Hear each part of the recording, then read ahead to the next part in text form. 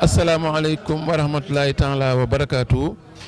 kon ñi ngi nuyu ñi ñuy teewlu ñëpp ci jataayu almashrabu saafi min al manbai shaafi tey di ñaar fukki fan ak benn ci weer Ramadan dëppoog bisub àllarba ñu am tawféexu fekkewaat bis bi nga xam ne sëñ Mouhamadou Mountakha Mbacké mooy ki nga xam ne moo ko digle ren di ñeenteelu at ñu koy def ñu koy ñaanal mu yàgg fi lool te mu ànd ak wér.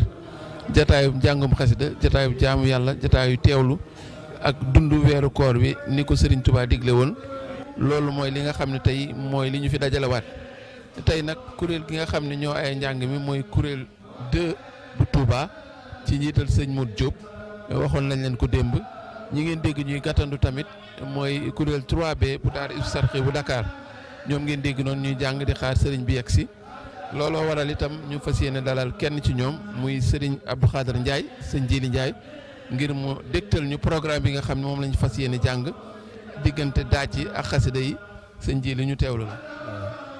asalaamaaleykum wa rahmatullah ñu ngi nuyu mbokk jullit yëpp di leen ndokkal ci weer bi di jiital ci nuyoo bi sëñ Mountakha Mbacké mu yàgg fi loolu tànn ak wér. waaw ginnaaw loolu ñu indi programme bi nga xamante ne si moom lañ fas yéene jàng tey ji kuréel bi jàng wax nañ ko muy kuréel 2 Touba. xasida yi ñu war a jàng bokk na ci mooy xasida yi nga xam ne suñu Muntaxa moo ko jox kuréel yi mooy xasida Ramadan yi raditu an rabbil aradi wa sama ci la bokk ak raaya suñu Moussa Diop ak anta rabbi suñ waa Daaru Moxti ak yaar bi Moustapha Sëriñ Massam moom lañu fa war a jàng tey incha allah. jërëjëf sëñ Jili kon ñu fàttalewaat ne sëñ Modou Diop mooy kii jiite kuréel gi muy kuréel 2 bu Hizbut Tarqiyyah bu Touba. ñu leen di sant lool di leen ñaanal tamit li tax tamit ñu ñëw fi teew sëriñ bi dimbale leen ba ñu defee ko ni ko sëriñ bi bëggee kon sëñ ji li mën na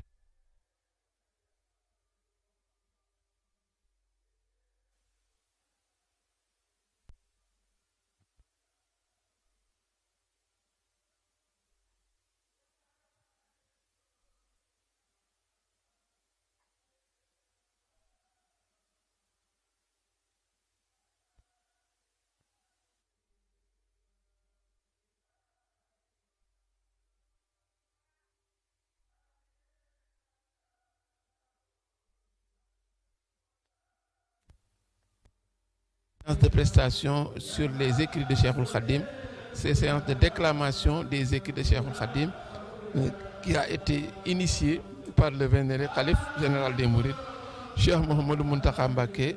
Nous prions ardemment pour qu'Allah lui accorde une très longue vie et une très bonne santé.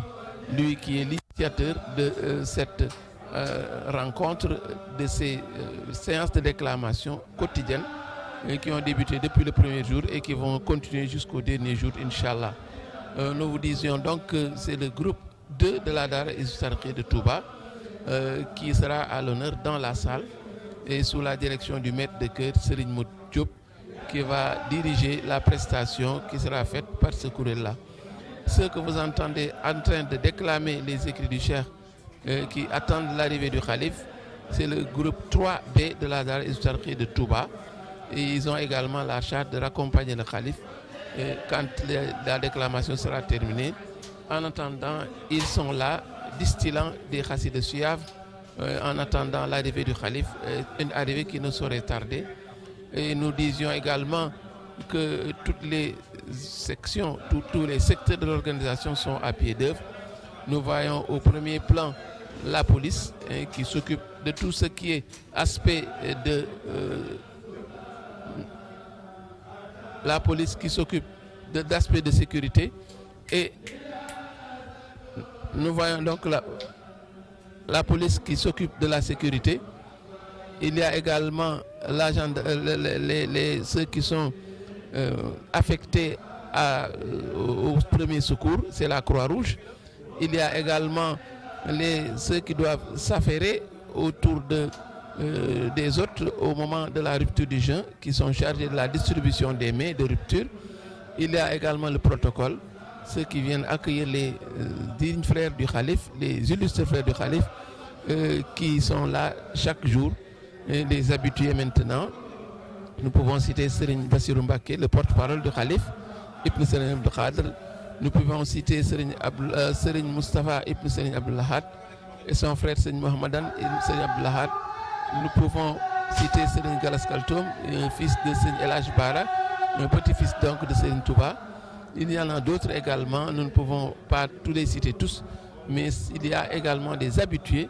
La salle également, le même scénario, elle est quasi pleine depuis le début, n'est-ce pas, juste après la prière de midi. Et c'est une situation que l'on vit chaque jour, et il en est ainsi. En ce qui concerne également la retransmission, évidemment, ce sont des colonnes couvrées, toutes les chaînes et tous les groupes se donnent la main pour faire un travail, n'est-ce pas, impeccable, et qui est distillé à travers le monde, à travers tous les réseaux qui sont possibles.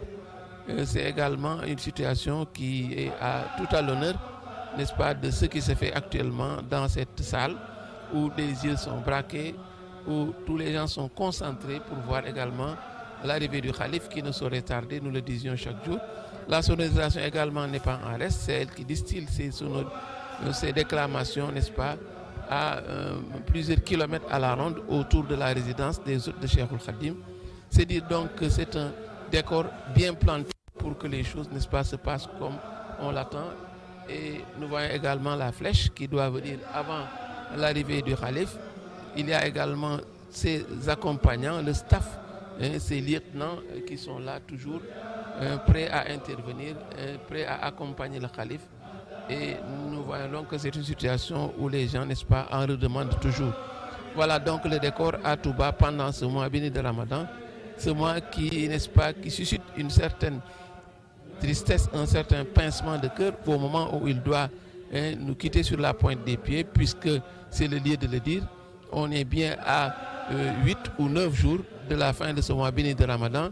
C'est dire que les choses sont passées très très vite. Et là, ce que les gens vivent en ces circonstances, n'est-ce pas, est d'une suavité telle que les gens, n'est-ce pas, ne sentent même pas le temps passer. Et nous voyons tout autour, n'est-ce pas, de la résidence, les gens s'affairent pour scruter la voiture du Khalife pour voir si elle arrive. Et nous voyons sur l'image Serigne Moussa Nawel. Cela veut dire que le Khalife est proche. Nous voyons également Serigne Youssou Diop, le responsable moral des Hizbut Tarqiyyah, à qui ce dossier a été confié et qui se bat chaque jour pour que tout baigne dans l'huile. Voilà donc pour ce qui est de ce que nous avions à vous présenter aujourd'hui.